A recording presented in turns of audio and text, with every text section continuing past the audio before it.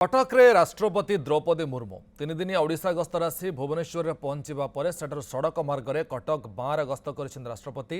सेठरे जगतगुरु कृपालजी विश्वविद्यालय शुभ उद्घाटन कार्यक्रम में सामिल होती एथिबे सेठरे व्यापक सुरक्षा व्यवस्था करा जायछि। आसंता काली सकाळ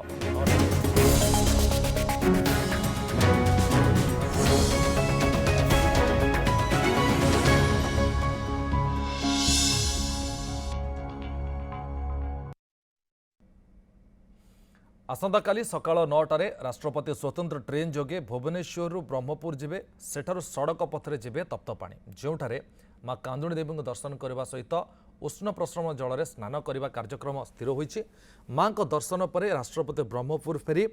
गोलंथरा आर्मी एडी कॉलेज रे रात्रि यापन करेंगे।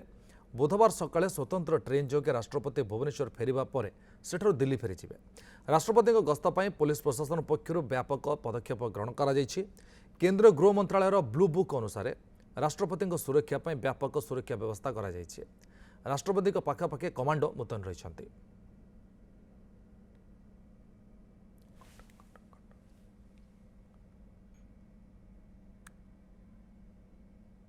एबासंतु सुनिबा मुख्यमंत्री उद्बोधन भाव सबुठारु बड़ कथा है आगे केवल आम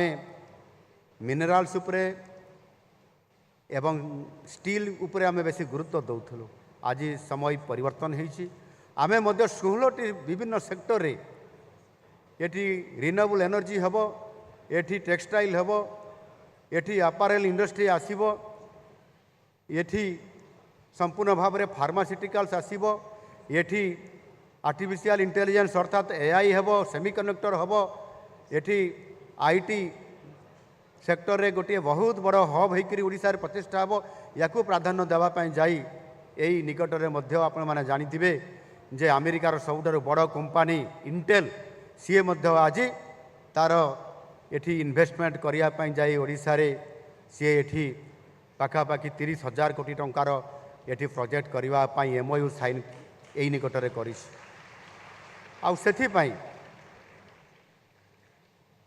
आईटी सेक्टर रे सेमीकंडक्टर सेक्टर रे या प्राधान्य आम जो भाव में दौचु आज ये आमर जगतगुरु कृपालु विश्वविद्यालय रे स्वतंत्रता आज आमको आउ गोटे दीपाद आगक जावाई ओडिशा क्षेत्र में आम लोक एजुकेशन आगक बढ़िबार ये गोटे बहुत बड़ आज आमको पुणी आ गोटे शक्ति प्रदान करवा से बड़ी भाव में साधारण शिक्षा क्षेत्र में आज आम सबुठारु अधिक प्राथमिकता आमर प्राथमिक शिक्षा आरंभ करी ये विश्वविद्यालय पर्यंत समस्त कथार अधिक गुरुत्व दौचु। विशेष करके देशर प्रथम राज्य भावे आम ओडिशार समस्त सरकारी और अनुदान प्राप्त स्कूल कॉलेज विश्वविद्यालय रे केजी रु पीजी पर्यंत शिक्षा संपूर्ण भाव में निःशुल्क व्यवस्था आज आम कार्यक्रम आरंभ करिछु। यह देश में प्रथम राज्य भाव में ओडिशा स्वतंत्रता पाई एवं तार सहित ओडिशा रे शिक्षा को आहुरी व्यापक करने को जाई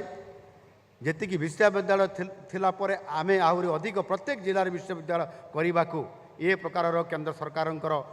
अनुमति पाइला परे आउ 4टी जिले में विश्वविद्यालय प्रतिष्ठा करने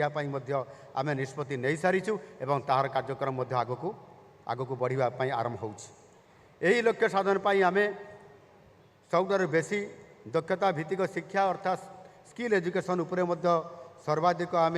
गुरुत्व आरोप करुछु एवं से सिंगापुर सहयोग रे शिल्प जगतर आवश्यकता अनुजाई युवक युवती मानक आधुनिक स्किल ट्रेनिंग प्रदान करा जाउछि। सेथिपाई आम वर्ल्ड स्किल सेंटर प्रतिष्ठा करिछु एवं यही भाव में आमर सरकारी जिते आईटीआई गुड़िक अच्छी सेंटर ऑफ एक्सीलेंस करने आम ताको गढ़ी तोलुछु। सद्यतम रिपोर्ट अनुसार एठी ओडिशा रे जेभली भाव में आम आमर इंडस्ट्रियल इन्वेस्टमेंट को किभली भाव में आम अधिक प्राधान्य दौचु ताहार उपरे भारत सरकार नीति आयोगंकर जो रिव्यू करथिले एवं रिपोर्ट प्रस्तुत करथिले सेथिरे ओडिशा वर्तमान देशर 5 सर्वश्रेष्ठ इंडस्ट्रियल फ्रेंडलीनेस इंडेक्स 2026 हिसाब रे आम राज्य स्वतंत्रता मान्यता प्राप्त होईछि एवं आमको सेतिरे सम्मानित मध्य करा जाइछि। ଏହାଦ୍ୱାରା ରାଜ୍ୟର ନିବେଶ ଆହୁରି ଆଶାତୀତ ଭାବରେ ମଧ୍ୟ ବୃଦ୍ଧି ପାଇବ। 20 ଲକ୍ଷ କୋଟି ଟଙ୍କାର ଯେଉଁ ଇନଭେଷ୍ଟମେଣ୍ଟ ସହିତ ସମ୍ପୂର୍ଣ୍ଣ ଭାବେ ଆମେ ଇଣ୍ଡଷ୍ଟ୍ରିଆଲ ଫ୍ରେଣ୍ଡଲିନେସ୍ ଇଣ୍ଡେକ୍ସ 2026କୁ ଯେଭଳି ଭାବରେ ପ୍ରାଧାନ୍ୟ ଦେଉଛୁ, ସେଥିପାଇଁ ମାନନୀୟ ପ୍ରଧାନମନ୍ତ୍ରୀଜୀ ନିଜେ ତାକୁ ଲିଡ୍ କରି ଗ୍ୟାରେଣ୍ଟର ହିସାବରେ ସେ ଓଡ଼ିଶାରେ ଇନଭେଷ୍ଟମେଣ୍ଟ କରିବା ପାଇଁ ସମସ୍ତ ପୁଞ୍ଜିପତିମାନଙ୍କୁ ନିବେଶକାରୀମାନଙ୍କୁ ସେ ନିଜେ ଉଦ୍ୟମ କରିଥିଲେ, ସେମାନଙ୍କୁ ଏଠି ପ୍ରତିଷ୍ଠା କରିବା ପାଇଁ କହିଥିଲେ ଏବଂ ସେମାନଙ୍କୁ ସେ କହିଥିଲେ ଏହି ସମୟ ସେହି ସମୟ ହେ ପୂର୍ବ ଭାରତର ପରିକଳ୍ପନାକୁ ପୂର୍ବୋଦୟର ପରିକଳ୍ପନାକୁ ଆଧାର କରିକରି ଆଜି ଓଡ଼ିଶା ଶିକ୍ଷା କ୍ଷେତ୍ରରେ ବୈଷୟିକ କ୍ଷେତ୍ରରେ ଶିଳ୍ପ କ୍ଷେତ୍ରରେ ଆଗକୁ ବଢ଼ିବ, ଯେଉଁଥିରେ ଆମର ଅର୍ଥନୀତି ଆଗକୁ ବଢ଼ିବା ଦ୍ୱାରା ଓଡ଼ିଶା ଏକ ସମୃଦ୍ଧ ରାଜ୍ୟରେ ପରିଣତ ହେବ। ଆଉ ସେଥିପାଇଁ ଆମର ମିଶନ ଯେଉଁ 2036 ଅଛି ତାହା ମଧ୍ୟ ନିଶ୍ଚିତ ଭାବରେ ଆଗାମୀ ଦିନରେ ପୂରଣ ହେବା ପାଇଁ ଆମକୁ ଆଉ ଅଧିକ ଶକ୍ତି ଯୋଗାଇ ଦେବାରେ ସକ୍ଷମ ହୋଇପାରିବ। ମୁଁ ସ୍ୱାମୀ ମୁକୁନ୍ଦାନନ୍ଦଜୀ ମହାରାଜ ଯିଏକି ଏଠି ଆପଣମାନଙ୍କ ପାଖରେ ତାଙ୍କର ଯେଉଁ ଉଦ୍ଘାଟନୀ ଅଭିଭାଷଣ ଆମ ପାଖରେ ରଖିଲେ, ଏକ ପ୍ରେରଣାଦାୟୀ ଉତ୍ସାହିତ କରିବା ଭଳି ଏକ ଓଡ଼ିଶାକୁ ଶିକ୍ଷା କ୍ଷେତ୍ରରେ ଆଗକୁ ନେବା ଭଳି ଏକ ତାଙ୍କର ଯେଉଁ ଆଲେଖ୍ୟ କଲେ, ନିଶ୍ଚିତ ଭାବରେ ଆଜି ସରକାର ମଧ୍ୟ ଏଠି ତାଙ୍କ ସହିତ ସମସ୍ତ ଏ ବିଶ୍ୱବିଦ୍ୟାଳୟର ଯେଉଁ ସମସ୍ତ ଟିମ୍ ଅଛନ୍ତି,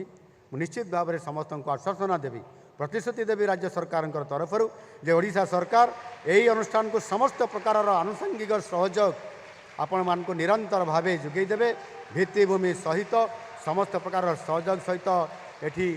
ଆମର ବିଜୁଳି, ରାସ୍ତା, ପିଇବା ପାଣି ଏବଂ ତା ସହିତ ଯାହା ବି ଆବଶ୍ୟକତା ହେବ ଟ୍ରାଫିକ୍, ଏହାକୁ କିଭଳି ଭାବରେ ଆଗାମୀ ଦିନରେ ସ୍ୱତନ୍ତ୍ରତା କରାଯିବ ତା ଉପରେ ଆମ ସରକାର ଦୃଷ୍ଟି ରଖିବେ। ପୁନଶ୍ଚ